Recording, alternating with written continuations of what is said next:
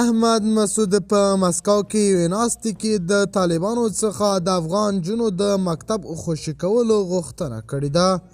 احمد مسعود وایي 800 ورځې کېږي چې طالبانو د افغان نجونو مکتبونه څخه منع کړي دي. احمد مسعود وایي که په زور او که په رضا باید افغان نجونې مکتبونو ته ولاړې شي.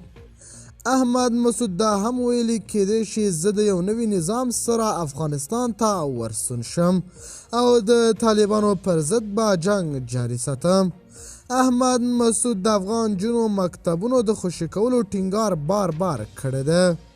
د باور نیوز چینل درنو لیدونکو سلام، ستړي مشئ، وخت مو بخیر. هیله لرم چې جوړ او روغ به یې په سر کې یادونه کوم.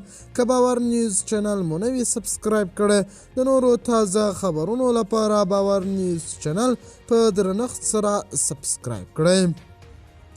احمد مسعود وایي اوس څه باندې 800 ورځې کېږي چې له شپږم ټولګي پورته د نجونو ښوونځي تړل دي او پوهنتونونو ته نجونې هم زده کړو ته نه پرېښودل کېږي. د مسکو په ناسته کې ښاغلی مسعود د طالبانو پر حکومت نیوکې کړې وي چې د نوموړي په ټکو ټول نیمایي وګړي له لیک لوسته لرې ساتلي دي.